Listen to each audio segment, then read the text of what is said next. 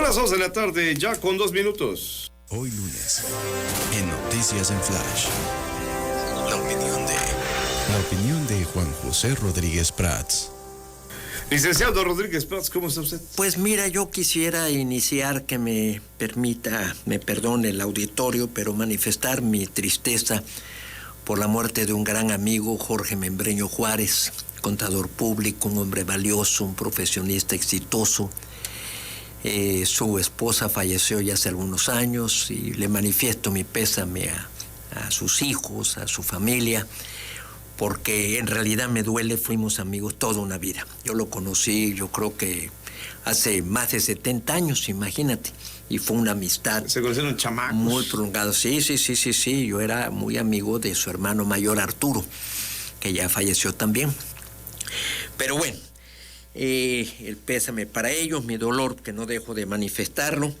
Y yo quisiera referirme, Hugo, al discurso del señor presidente el 18 de marzo.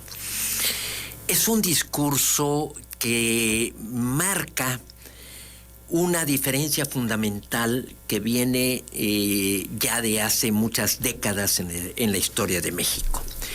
El señor presidente afirma de que el PAN se creó, esto yo lo discutí muchas veces directamente con Andrés Manuel, para oponerse a Lázaro Cárdenas y a la expropiación petrolera. Esto no es así.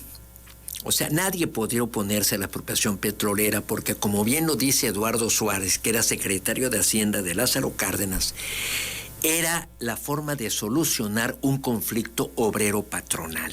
Esto es muy importante. Bueno, no le quiero interrumpir, pero ¿por qué insiste entonces López Obrador en eso? Y no lo sé, pero ahí era porque las empresas no aceptaban el laudo ya ratificado por la Suprema Corte, y hay una expresión de un norteamericano, Dohoney, que era el dueño de la Azteca, que le dice al presidente qué garantías tienen de levantar la huelga y de que puedan entrar en diálogo con el sindicato. Y el presidente le dice la palabra del presidente, y entonces él responde: ¿y quién nos garantiza que el presidente va a cumplir su palabra? Entonces el presidente dice: aquí terminó la reunión, y le pide a Francisco J. Mujica que redacte el decreto de expropiación. Por eso Eduardo Suárez dice: es un conflicto obrero-patronal, es la solución a ese conflicto y en defensa de la soberanía nacional. Y que por lo que usted nos dice no había originalmente la intención de expropiar. No había la idea, y pasa unos años en serios aprietos. El gobierno inyecta recursos a Pemex para poder garantizar el abasto de energéticos, y después el acuerdo y los pagos que se hicieron a las empresas, que lo llevó Ávila Camacho y Miguel Alemán. Ahora, ¿en qué sí difieren? O sea, Andrés Manuel dice, digamos, una media verdad, de que el PAN se creó para oponerse a Lázaro Cárdenas. Pues no hubiera sido en el 39, cuando ya estaba finalizando el gobierno de Lázaro Cárdenas. En lo que sí hay una diferencia, y esa es muy vigente, Hugo, es a donde yo quisiera concentrar mi comentario, porque hay dos discursos: un discurso pronunciado el 20 de febrero de 1940 y otro el 28 de febrero de ese mismo año. Ya me he referido en otras ocasiones a esos dos discursos, porque el general Lázaro Cárdenas defiende la creación del Partido de Estado, del Partido de la Revolución Mexicana, defiende el reparto de la tierra, defiende la educación socialista, defiende la cláusula de exclusión, defiende la economía corporativizada, defiende la empresa Pemex. Y 8 días después, Gómez Morín le contesta a cada uno de esos puntos: en contra de la educación socialista, en contra del Partido de Estado. Dice don Manuel literalmente: ese partido terminaría si se le cierran las arcas del dinero que él extrae, y si se le deja a los burócratas de que vayan en libertad a los actos políticos. De hecho, en 1940, el 28 de febrero, don Manuel sostenía que el Estado debería de ser rector de la economía. Esto es muy importante: rector de la economía, no empresario. Ahí es donde existe la diferencia. Pero ahí están los dos proyectos. O sea, don Manuel no creó el partido para fenecer con el gobierno de Lázaro Cárdenas. Él creó un partido y venía diseñándolo desde Vasconcelos, desde que fue rector de la universidad. Por eso inclusive el acta constitutiva de la universidad lo firman cuatro exrectores de la UNAM. Fernando Carranza, Ezequiel Chávez, Valentín Gama y el propio Gómez Morín, que fue rector de la universidad. Entonces, ahí sí creo que el señor presidente hace una afirmación que no corresponde a los hechos. O sea, el partido se creó por una apuesta a largo plazo. Por eso desde el inicio se dijo, no es brega de un día, es brega de eternidad. Él le había dicho a Vasconcelos que no se podía hacer una democracia, y esto fue en el 28, de la noche a la mañana. Entonces, estos dos proyectos son importantes. ¿Qué debe hacer el Estado y qué podemos hacer los particulares? Fíjate que a mí me agrada mucho en la política norteamericana dos contrastes. Cuando Reagan veía que había un Estado obeso, grande, pronunció una frase que es la frase, podríamos decir, el núcleo de la doctrina del pensamiento de lo que se ha denominado el neoliberalismo. Porque Reagan dijo, señores, el Estado no es la solución, el Estado es el problema. O sea, el mal Estado, la burocracia, su gasto excesivo. Pero Biden, cuando se vino la crisis, y Obama sobre todo en el 2008, lanza al Estado al rescate de la iniciativa privada. O sea, es exactamente el otro extremo. Y corresponden a la misma tarea del Estado, proteger la economía en su conjunto. O sea... Pero de manera diferente.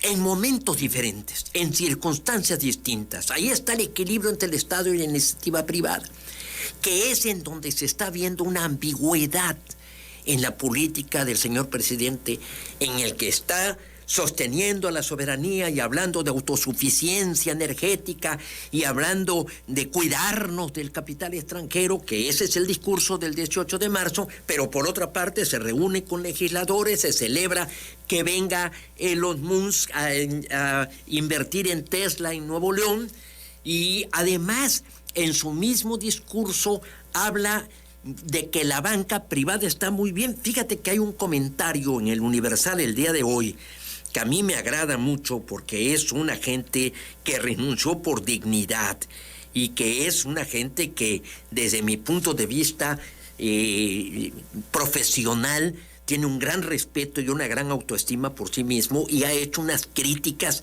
muy fuertes.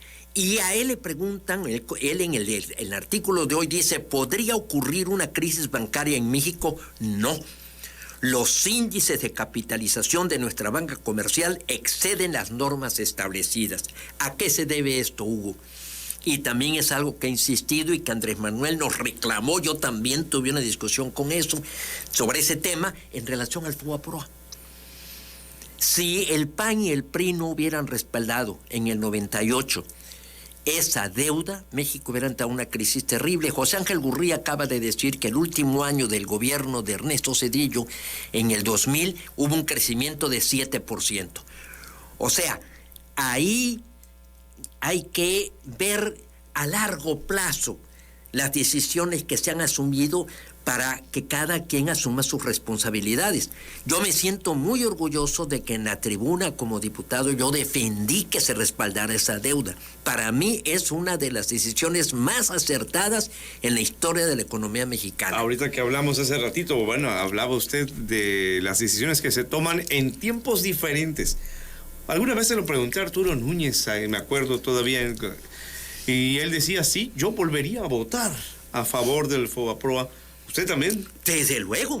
Es una de las decisiones más inteligentes, más cuerdas, más sensatas. Arturo estaba al frente del PRI. Era el coordinador del PRI. Él estaba obligado. Yo me acuerdo, no era lo mejor, pero era lo necesario. Era lo necesario. Es que muchas veces tienes que optar entre lo malo y lo peor.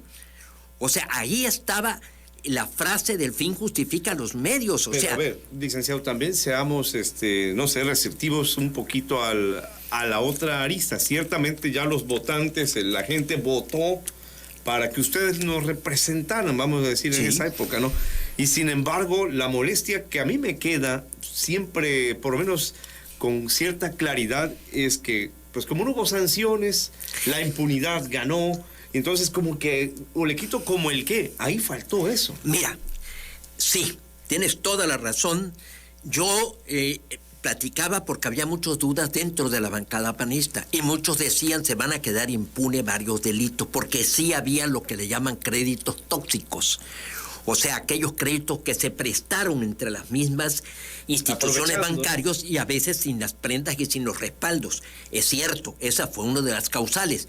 Pero del dinero que se gastó, el 86% fue para proteger al ahorro de los mexicanos. Solamente el 13% se destinó para salvar deudas de empresas públicas y privadas. Entonces, al paso de los años y dado el buen desempeño del Instituto de Protección al Ahorro Bancario, que fue una propuesta panista, a la venta de muchos de los bienes que había en prenda, se recuperó mucho dinero. O sea, el Fobaproa al paso de los años frente a los beneficios que le otorgó al país y que lo está reconociendo Carlos Ursúa y lo está reconociendo el presidente López Obrador, porque lo dijo el 18 de marzo, que hay una banca firme, que hay una banca que respalda, que no están en la situación de Estados Unidos y que eso permite desarrollo y que eso permitió que México tuviera varios años continuos de crecimiento económico, se deriva de haber respaldado. Si no se hubiera respaldado, México hubiera entrado en una crisis espantosa. Pero ustedes tendrán que ser hábiles entonces para cacarear eso, ¿no? Porque sí, el presidente ahí sí, seguramente en función de la política, y olvídense, a lo mejor el presidente ya lo hizo en su discurso, me refiero a los opositores de ustedes, van a insistir en que no. los malos son ustedes. No, pues si recuerda que Andrés Manuel escribió un libro. Sí. Yo mismo lo discutí con él, el Fobaproa, el saqueo del siglo, el robo. Y se hablaba de que se había defendido a los banqueros, lo cual también criticaron a Barack Obama, y lo cual están criticando. Mira ahorita cómo las reservas en Estados Unidos están respaldando a este banco del Silicon Valley, porque no puede contagiarse toda la economía.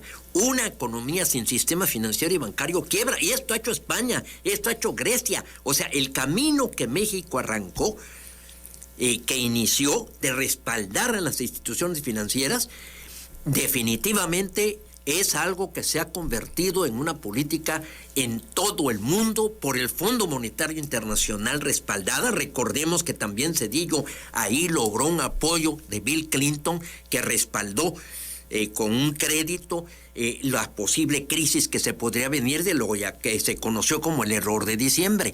Entonces, esto no le puedes etiquetar, esto es economía, esto es una ciencia, esto es algo que está perfectamente comprobado. Por eso te digo que el Estado y la iniciativa privada tienen que tomar actitudes diferentes, y esta fue la diferencia fundamental que sí tuvo Gómez Morín con Lázaro Cárdenas. Ahora, licenciado, usted entonces tácitamente viene hoy a celebrar que el presidente les dé la razón en el discurso del 18 de marzo. Sí, yo ahorita le daré un abrazo y decirle, no me lo va a reconocer, porque Andrés Manuel que pueda, Andrés Manuel para que diga me equivoqué y ustedes tienen la razón, eso solamente en el caso de los militares ella lo dijo, porque en el caso de los militares ella cometió ese error, pero esa es una pregunta que habría que hacerle. Si usted condenó, escribió, le restregó al PRIAN de que había habido el gran saqueo y de que se habían puesto de acuerdo con la banca, ¿cómo es que ahora celebra que tenga México un sistema financiero y bancario sano? Eso deriva de esa decisión. Y la tercera reflexión, que en la que estoy en desacuerdo, es que dice que Lázaro Cárdenas se obligó, prácticamente así se deriva de su discurso, a designar a Ávila Camacho como su sucesor por las presiones y por la derecha. Esto no es cierto. Ávila Camacho fue uno de los mejores amigos de Lázaro Cárdenas. Ávila Camacho fue subsecretario de la Defensa y fue el que instrumentó con todo el ejército el apoyo a Lázaro Cárdenas cuando rompe con Calles. Y tan hay una buena amistad con ellos que se conserva siempre, y esto yo lo platiqué con el ingeniero Cárdenas en San Cristóbal hace unos meses, que Lázaro Cárdenas es secretario de Defensa del gobierno de Ávila Camacho. O sea, lo que Lázaro Cárdenas veía en Mújica es una actitud, un carácter. Mújica era un hombre sumamente intransigente en su trato personal, íntegro, de una gran honradez, fue el mejor diputado de la Constitución del 17. Lázaro Cárdenas lo reconoce. Pero no tan solo esas son las características que debe tener un presidente de la República, sino la sensatez, la cordura. Y Ávila Camacho se le reconoció como el presidente de la unidad, el presidente caballero, porque estableció relaciones con las empresas y restableció la unidad. Ahí también se equivoca Andrés Manuel cuando dice que el PAN apoyó a Andreu Almazán. Eso tampoco es cierto. Se discutió en la asamblea donde se estaba fundando el PAN en el 39, pero Manuel Gómez Morín dijo que era a criterio cada quien de apoyarlo o no, porque Andreu Almazán tenía una fuerza muy importante, a grado tal de que en las elecciones hubo sangre, hubo violencia, hubo muertes. Se habla de más de 50 muertes el día de la elección. Entonces entra Ávila Camacho y comienza lo que se conoce como el desarrollo estabilizador. Ratifica a Eduardo Suárez como secretario de Hacienda. Todo esto, Hugo, me parece de gran relevancia, porque es lo que vamos a discutir rumbo al 24. Yo, en mi pobre experiencia en administración pública, te puedo decir que cuando uno está en el poder, el campo de maniobra es muy estrecho. No es que tú tengas un abanico de posibilidades. Por ejemplo, ahorita hay un viraje en el presidente y yo lo celebro, porque México tiene una oportunidad de oro. Desafortunadamente ya perdimos 4 años. Pero hoy se hablaba de 150 empresas canadienses que pueden venir con su capital en virtud de las tensiones que está habiendo entre Rusia y Estados Unidos. Igual, fíjese, ya nos tenemos que ir a la pausa, licenciado. A lo mejor usted tiene algo más que decir, le doy ese derecho. No está mal que fije una posición y que en los hechos haga otra cosa. Mira, esa es una frase, has evocado la teoría económica del hombre reconocido como el mejor economista del siglo XX, que fue John Maynard Keynes. Porque dice, bueno, ¿y usted sostendría sus puntos de vista si los hechos cambian? Y él dijo, no, si los hechos cambian, yo cambio mis puntos de vista. Hay que tener un sentido de que la realidad te corrige. Si te aferras a cuestiones ideológicas, dogmáticas, pues conduces mal el gobierno y provocas una crisis. Licenciado Rodríguez Prats, hasta la próxima semana. Muchísimas gracias, mi querido Hugo, como siempre. Por cierto, cumplió años ahora, ¿no? Felicidades. Cumplí años, sí, cumplí años. Y lo que pasa es que hay la confusión, porque yo nací el 16 de marzo. Pero todos mis papeles están el 17 de marzo, entonces de hecho lo celebro 2 días. Bueno. Aquí en Telereportaje me felicitaron el 17 de marzo. Y entonces... Así era la vieja usanza. Y la familia me felicita el 16, así que celebro 2 días. Muchísimas gracias, mi querido Hugo. Vamos a la pausa, son las 2:20 ya.